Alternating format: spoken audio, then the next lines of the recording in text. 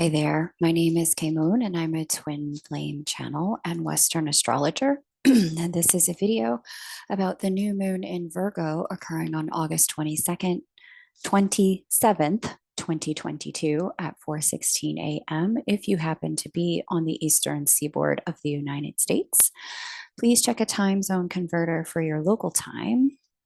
And this is our light worker energy update. So let's get into it. A new moon occurs right here at that fourth degree of Virgo, and it is in a direct square to planet Mars there. It is trine, harmonious aspect to an energy I work with called Pholus, and I'll explain what that means momentarily. We've got an opposition to Vesta here, asteroid Vesta, and we've also got a sextile to an energy I work with called the creation goddess. It's a lot of different energies moving here. The only one of them in the major pantheon is Mars here. And Mars in Gemini is going to be with us as an energy for a while. And we're ushering in the beginning of the Mars retrograde in Gemini at this new moon in Virgo. And this kind of opening into this energy is going to introduce themes that will be with us. Get ready until February. So buckle in. It's going to be an interesting period of time as we work with what Mars and Gemini brings to the table. At each lunation, you're going to hear me talking about Mars and Gemini and thematically what we can expect. But it is a time of the beginning of some level of forward movement, momentum in places where things have either been stuck or stalled up until now. Okay. One of the challenges with this energy, as all of these are speaking to this new moon in Virgo, new moons portend new beginnings, new directions, the unfoldment of things moving forward. We've got high cardinal and high mutable energy and very low fixed energy. When we've got high cardinal, high mutable, low fixed, there can be a real haste in the air. And that's only being exacerbated by the fact that Mars is square this new moon energy in the sign of Gemini, which tends to act first, think later, right? There can be some hasty communications, a bit of a desperation for solutions here, and forward momentum to get our side, get our point, get our way out there for other people to understand, and a bit of a like push to nudge things in a direction that might be more beneficial for us. Underneath all of this, there's a real, you could say, commitment with Vesta here. And almost creativity with the creation goddess in the mix to do this in a way that tilts the scales in our favor, so to speak. So, unfortunately, with Vesta opposite this new moon, we might see just a tad bit of things like manipulation or strong arming, or I wouldn't even put this overtly. This really seems like a more subtle energy, like just a subtle omission and exclusion of certain details to ensure that the picture other people get is the picture that tilts things in our direction, that paints us in the light that we want to be painted in, so that other people do things the way we would like them to. And unfortunately, with Pholus in the mix here as a square, uh, and this just, not as a square, sorry, as a trine, it ups the likelihood that hastily taken actions created to get our own way without thoughtfully considering details and including the full picture. At this time, those kinds of things can really backfire, and maybe not even backfire yet, but backfire by the time we get to February. These kinds of things can really backfire. So It's a time to be very thoughtful about the way we are presenting information about ourselves, about our circumstance to other people. And it's also a time to be very mindful about what's being said to us and what's being omitted. Because sometimes there are things that can be so conspicuous in their omission, meaning, wow, that is a real headline that got left out, and I know that headline is there. Sometimes things can be so conspicuous in their omission that it tells us everything to know that people we are choosing to interact with are choosing to omit something of such great import. And that too is a really important data point. It's critical and incumbent upon us, those of us who are emissaries of love, who stand here in the light, to really be mindful and compassionate about where we ourselves might prefer to gloss over important information just so that we can get our way with something versus allow everyone at the table to see the full picture and weigh in. And we also, it's important that this is a time where we leverage our boundaries and be thoughtful about where we are letting people get away with that with us. So, um, how else have I put this here? There can be a bit of a taking our urge for things to be different out on other people, a bit of impatience energy in the air.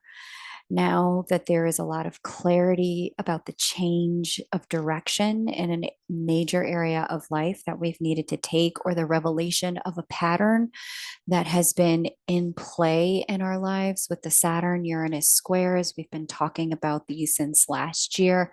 Saturn and Uranus have been revealing some place in our life where there is a pattern at play that's no longer working, and it's time to create change.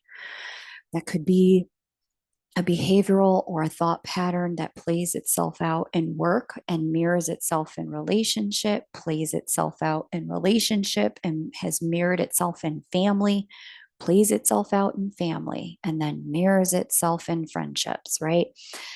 Wherever the pattern is, there is this impetus at this time, now that we've got revelation about it. There is an impetus at this time to throw the kitchen sink at it, do whatever it takes to stop the pattern from continuing to dictate and control our outcomes in life with this particular new moon. And this new moon is really revealing, okay, so this is what I'm going to have to do to get this to stop. And there can be, well, from given the wake up calls that we've had earlier this year, some of the more difficult truths we've had to face in the last 90 days, uh, there really can be an energy here that's ready to just get on with it. Almost a damn the torpedoes, full speed ahead type of energy here. And unfortunately, that kind of haste, shortcuts lead to short outcomes, unfortunately. So, the themes that come up after this new moon as we head into the full moon in Pisces, or did we already have that? No, I don't think we did. But the next full moon, whatever that is, will be significant, as I mentioned, because that's when Mars will be in his shadow period, meaning he's walking along the path that he's going to be on before he turns retrograde and then turns forward again. Okay, so we call the first period Mars's shadow period. And this Mars shadow period will bring up themes that will occur September and October for revisitation and a work through November and December, and then final resolution in January and February.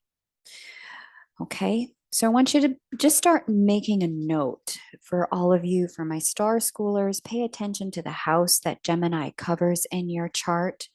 This will be the area of life that will be most deeply impacted. But I also want you to pay attention to the houses that Scorpio and Aries cover in your chart. These two Mars governed signs will also be impacted by this activity. and there will be some level of things in the next 4 or 5 months that will have a need for revisitation. Okay. I'm going to get a little bit deeper into this momentarily, but I wanted to pause here and say that if you're looking to understand the way this activity impacts your chart, it'll be a really good time to get a reading, especially if you are, in fact, an Aries or a Scorpio, a Mars ruled person, or if you are a mutable sign, because this Mars retrograde is taking place in Gemini and will deeply impact Sagittarius, Virgo, and Pisces. If you're one of the mutable signs, you're going to find that this particular Mars retrograde is going to impact you most deeply, and that there will be a bit of a foot on the gas, foot on the brake type of energy that you're going to have to work with as Mars goes retrograde and navigate in the next 6 months. Okay. So the calendar is open. I actually have a 30-minute available this Thursday at the time of this recording. So you're welcome to book that if you're called to it. But there's also ample time available in the next week in my calendar, so we can get on with looking at this before Mars turns retrograde and give you the insight you need to navigate this period of time and understand what you're being asked to do. Okay. Now, my guides prompted me to have a look at something in particular. So, this may really only be relevant for a couple of you, but if in fact it is really relevant, let me know in the comments section. There could be an issue from 2003, July, August, that may repeat. And the reason why is because Mars was last retrograde at a time, I believe 2003 was when the nodes were in Taurus and Scorpio at that time as well. So my guides were like, check the Mars retrograde from the last time the nodes were in Scorpio and Taurus. And so they prompted me to have a look. That would have been 2003. So think back to where you were, what you were doing, who was in your world.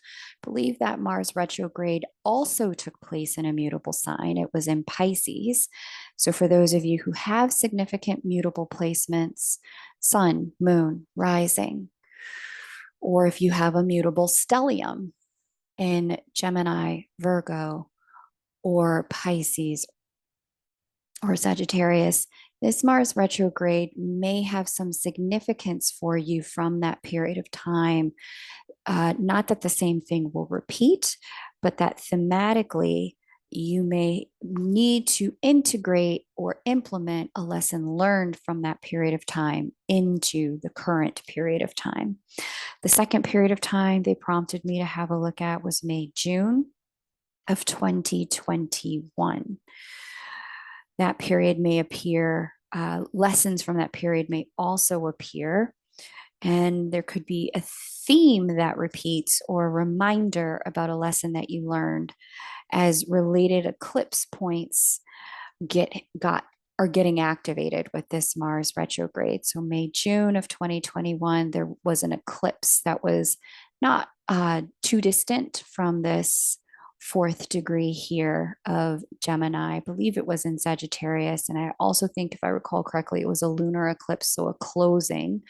But there could be some, because it's getting activated, that sensitive eclipse point again is being activated once more. You may find that something that showed up in May or June of 2021 thematically repeats in the next 4 to 5 months as Mars goes retrograde in Gemini. Okay.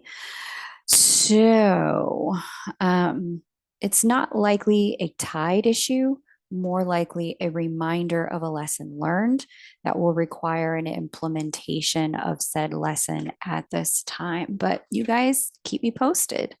Have a look into your lives over the next 5 months. Let me know in the comment section. Okay, like I said, the calendar is open if you'd like to look at this Mars retrograde period for yourself. You can book with me over at K Moon Astro. I would love to talk to you. There will be great information that comes forward for you as a result. I believe the last Mars retrograde period we had was 2020. Let me just take a quick look and confirm. This is unrelated to that Mars retrograde, but if you have noticed you are sensitive to Mars retrograde energy, again, you might be most sensitive if you are an Aries or a Scorpio, as both of those signs are governed by the planet Mars. If you're sensitive to Mars retrograde, it's also a great time. Yes, the last time Mars went retrograde was late July of 2020. So basically August through February of 2021. And that period of time, if you noticed big changes, means that you probably are sensitive to Mars retrograde, and knowing what's to come would be very useful for you. Okay, let's get into what else. This period is going to kick off with some lack of clarity. Oh, yeah, this is my favorite. You guys who have been with me for a while, you all know how I feel about Neptune and Mercury. That combination right there makes me just wish I could erase the planet Neptune. Sorry, Neptune. I know you bring blessings. I just struggle with some of the other stuff you come with. Um, and so, what's interesting about this is that Mercury retrograde is about to kick off as well in the sign of Libra. It's going to back up just a tad bit here into Virgo. But with Mercury opposite Neptune at this lunation, Mercury is our clarity and communication bringer. Neptune is our fog and creativity bringer. This is an energy where people have a very loose relationship to the truth, to reality, to actuality. And it's a period that can really kick up a lot of our unhealthy coping mechanisms when it comes to facing difficult realities or really needing patience in the working out of problems or challenges that have been brought to our attention in the first 6 months of this year. Okay. It's not going to be the best time for clarity with other people or in conversation, especially in relationships. Mercury is hanging out in the relationship sign as it does part of this retrograde, and that's Libra.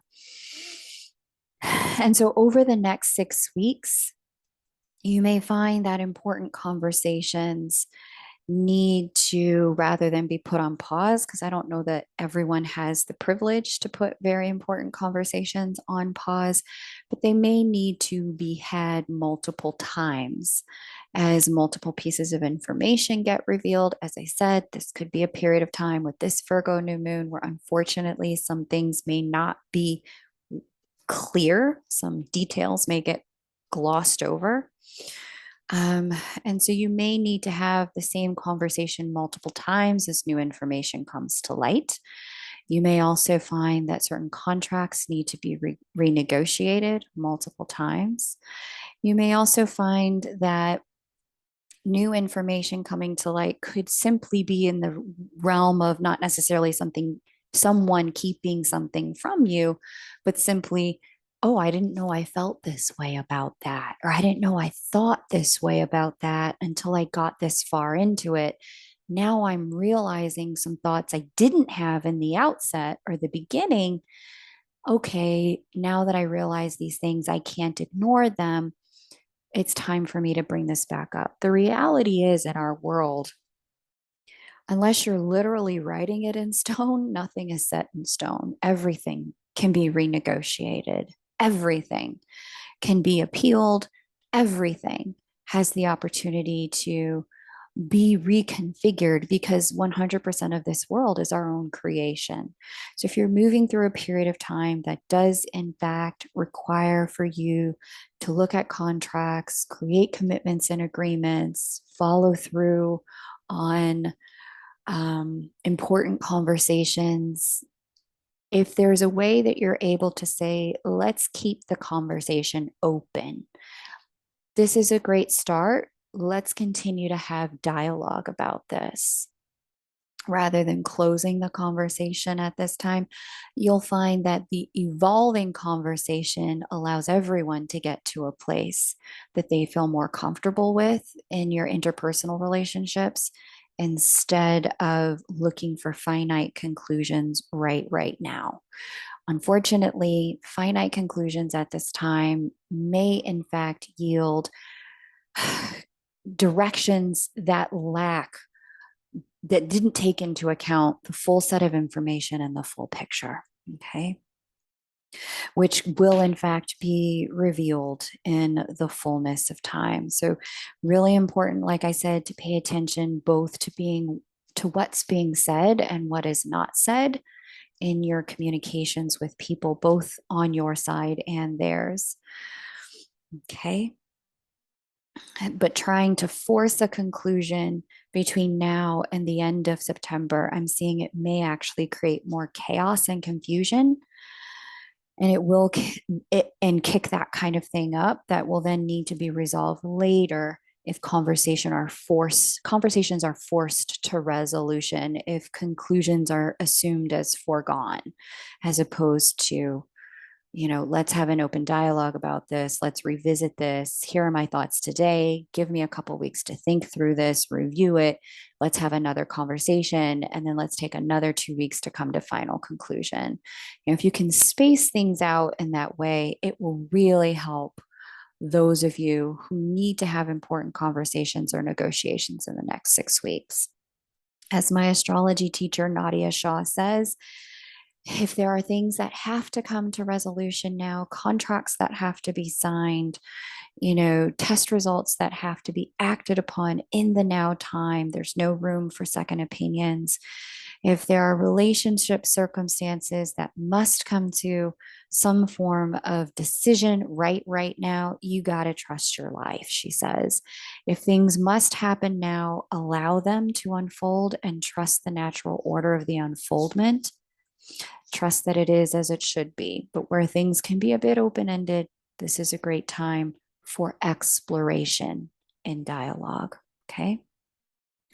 Mercury is a bit of the star of the show of this new moon in Virgo. And we have at this new moon in Virgo, Mercury being the ruler of this new moon, because Virgo is jointly governed by Virgo and the moon. Virgo is one of those signs that has two rulers. We have Mercury in conversation with Pluto via a trine. We have an opposition to Jupiter over here in the sign of Aries. And we also have a square to Pholus. There's our friend, talks about sacrifices again. We have a square to the shaman's asteroid. Where are you? Or conjunction to the shaman's asteroid right there. We have a trine to Chariklo right here, who's sitting with Pluto. And we also have an opposition to Neptune, mentioned that already, and a trine to Mars. With this much energy focused in on Mercury, Mercury is not doing his best or her best. They say Mercury is androgynous, but Mercury is not doing their best at providing a energy here of what Mercury does best, which is clear communication, sending and receiving messages, the capacity to explore, and the capacity to write and or think with certainty. Mars's influence is like just figure it out now. Pluto's influence is much like Mars's influence. It's very much a pressure to hold a position. Pholus is bringing problems when we're moving too fast, unfortunately, or when gossip can become a part of the mix, which unfortunately Jupiter opposite Mercury here can in fact bring quite a bit of gossip. Neptune in the mix is bringing unclear facts and information. It's just a yikes period of time all the way around when it comes to Mercury. To the best that you are able, I would say, take your time, to explore things, be really curious, be really open with people. You will find that your mind may be moving a million miles per hour, kilometers per hour, trying to understand, trying to figure out, trying to put into place things that have felt like they have gone on for too long with the Saturn Uranus multi squares over the last 2 years. Things that have gone on too long that need to change. At this time, you may find yourself feeling like, oh my God, I can no longer drag my feet around this, especially with Jupiter and Mars in conversation at this lunation. There's a real push to get things handled, a desire to create agreements that will put us in the best position for our future. And it's going to be necessary, really necessary. I've said it, I'm going to keep repeating it. Read the fine print, pay attention to the details.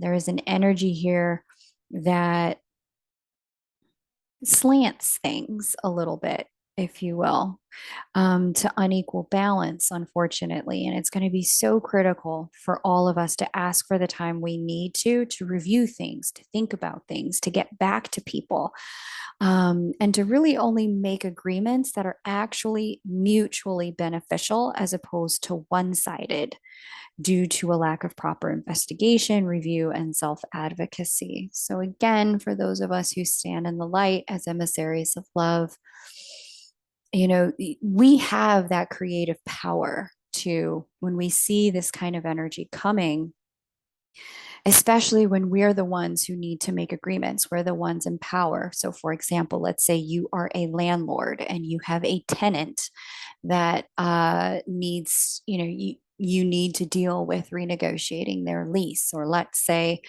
you work in an insurance company and you approve claims, right? And you have many people that you speak with that just do not understand policy the way you do. Let's say you work in politics, right?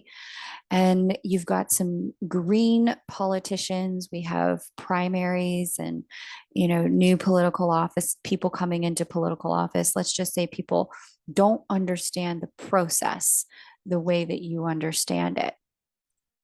This is where, as an emissary of light, a leader in love here, this is where you extend the olive branch, because with the power of the information you have, you get to bring them up to speed. It's going to be a steep learning curve. Learn fast, act fast. That's this kind of energy. You get the opportunity to bring them up to speed, show them all the issues all at one time, and set them up to be empowered, to foster their sovereignty while simultaneously facilitating your own. Okay. So there is a gifting in this energy for those of you who sit in seats of power around the world, whether it's small or large, influencing some people or a lot of people, right? This isn't the moment to bend over backwards for people, but it's also not the moment to take people for all they've got either. And there will be people who will use this energy like that. So, where you suspect that may be happening in your circumstance, again, asking for time, reading the fine print. Let's keep the conversation open if you're on the other side of that. Okay. 6 weeks. For those of you who are wondering, oh, how long is this going to? I get that question all the time. Well, how long? 6 weeks. Okay. Through the entirety of the Mercury retrograde period. Just looks other than my favorite. Other than awesome, but it's going to be a great time to learn how to slow down despite pressures and use the motivation to get things resolved, to get them resolved the right way the first time, so that we're not taking shortcuts that will bite us in the butt later. Okay.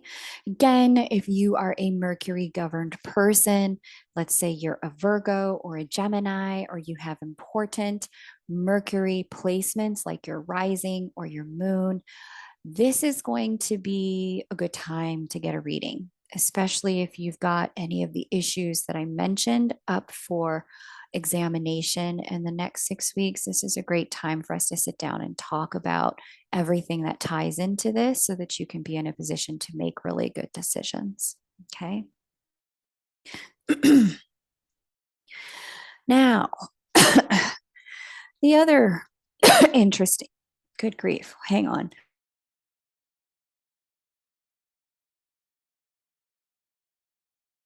The other star of the show here is our friend Venus, who governs love and money. She's getting plenty of activation as well. So we've got Venus in opposition to Saturn. We've got her in a trine to Eris in Aries here. Okay. Neither one are my favorites, but hey, such is life. And we've also got her, what else is she in conversation with? I think that's it. But this symbolizes a lot of things.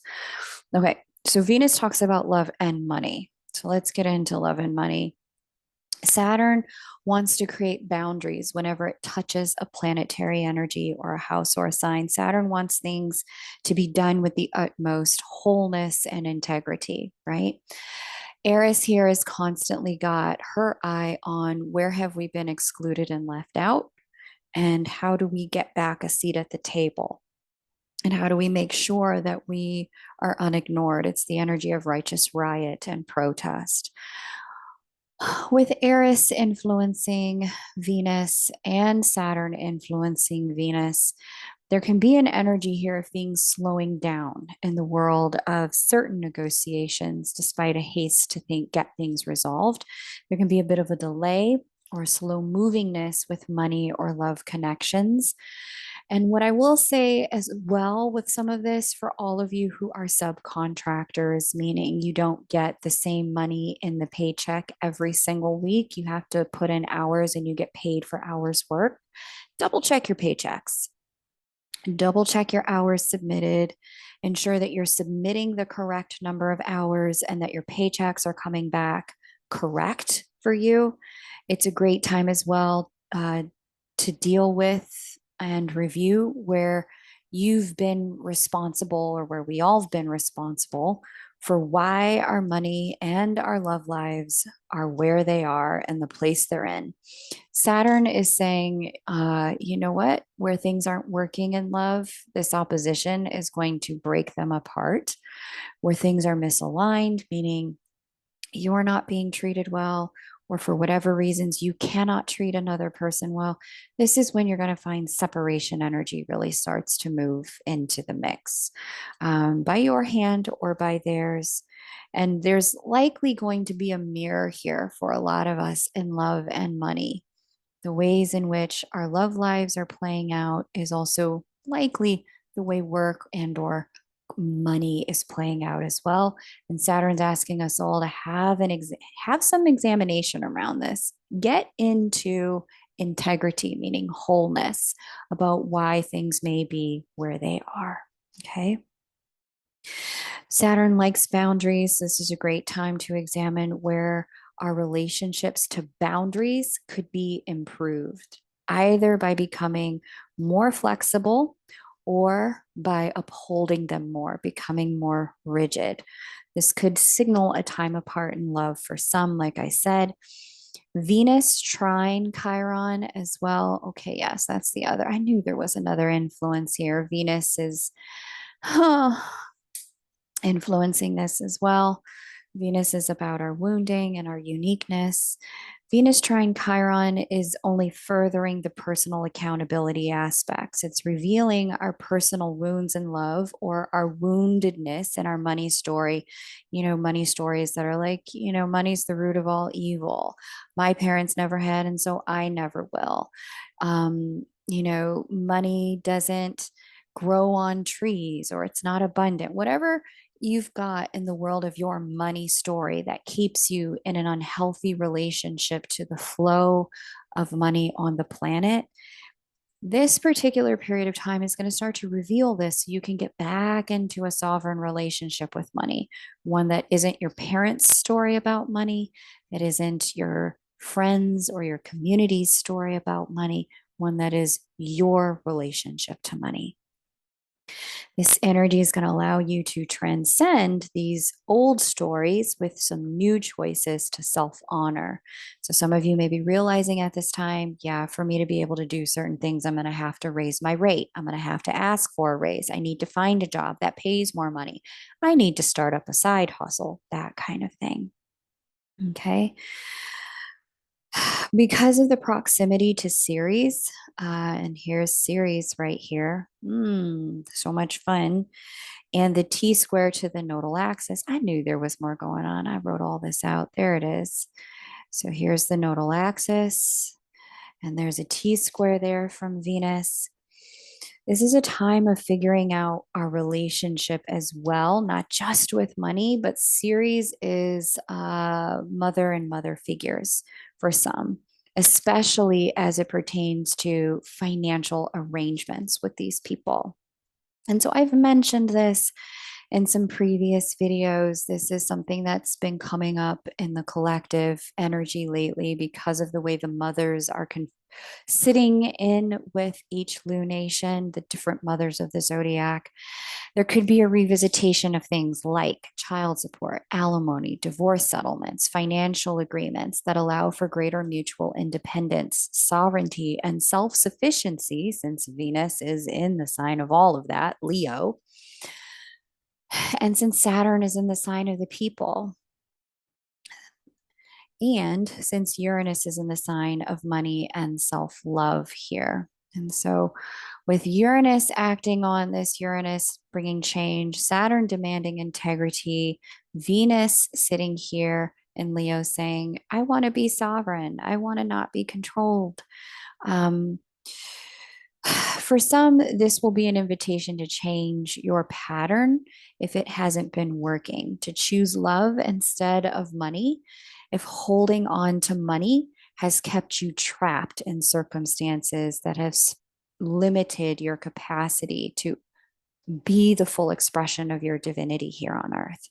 And for others, it's time to choose your financial sovereignty over love manifesting in shadow, which is attachment energy. If attachment has been stopping you from progressing financially, and you'll know which is true for you based on the very pushy energy um, to change, to evolve that we've all encountered in the last 3 to 6 months, and especially last year with the Saturn Uranus squares. Now that Venus is in the mix here, this energy is saying where there have been relationships to love and money that have been unhealthy for you, this is the energy, the moment, the time in which to renegotiate, to change, etc. Okay. You'll know which one is true for you, like I said, based on where you have been and what the signs have been for you. Some of you need to let go of your attachment to money so that you can stand in love. Some of you need to let go of unhealthy attachments to old lovers so that you can stand in greater financial sovereignty. With this Eris energy in the mix, I'm afraid to say, unfortunately, there can be a bit of woundedness energy here, a little manipulation energy in the mix. Of others, where people bring out their wounds to try to get you to do certain things their way. Don't fall for it. It only serves to further impinge upon or delay their own sovereignty, right? But where there's true negotiation that's needed, like in some cases, there are just people who are like, okay, we've tried this your way. You pay child support when you can, as you can. It's not working. For me to be financially sovereign here, given how small our child is and how much care this child needs, I now have to take you to court. This is not working the way you wanted it to or the way I need it to, right? And for others of you, it's like, okay, I've been on alimony for so long. It's time for me to get a job. This marriage has been over. Our children don't need me to be at home in the same way. It's time for me to go back to work and for us to create a different financial relationship to each other, given that we're now in a very different place in our world. So, again, as emissaries in love and leaders in the light, find the way to work this in the way that's integritous to you and demand that other people stand in integrity with you. Do not let people cop out of standing in integrity. This is one of these moments where they have the opportunity to rise as we hold the door open for them by putting our own oxygen mask on first, carving out our boundaries, being clear about our needs, delineating where we're at, asking them for where they're at, and not agreeing to circumstances that leave them compromised or leave us compromised either. Okay. So, either way, in all of this, Chiron is really revealing the cost to our personhood, to really keep continuing to repeat patterns that have undermined our sovereignty, undermined our capacity to live in love. Is it really worth it? That's the question we're asked to sit with here. Is this worth it?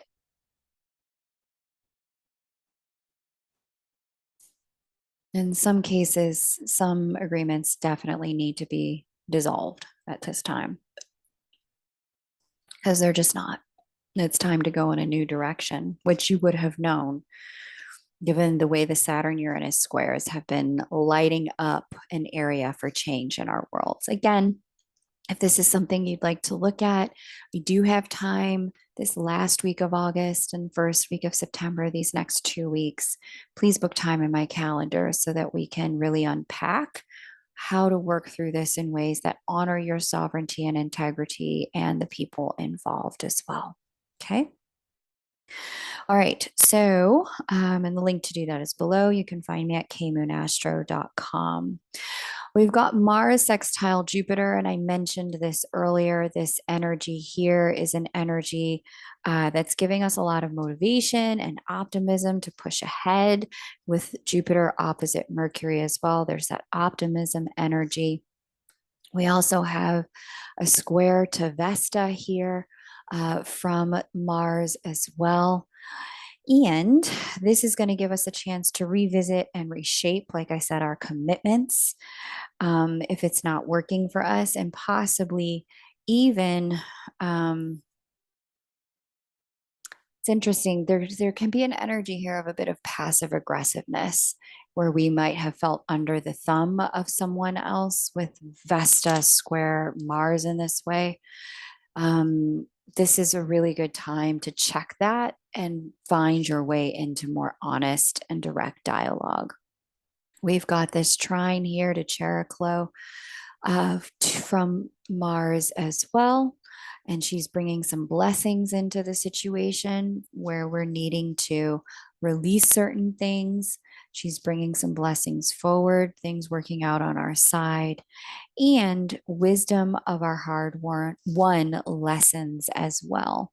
Those are also coming forward with this connection to the shaman's asteroid. So it's a great time to move forward.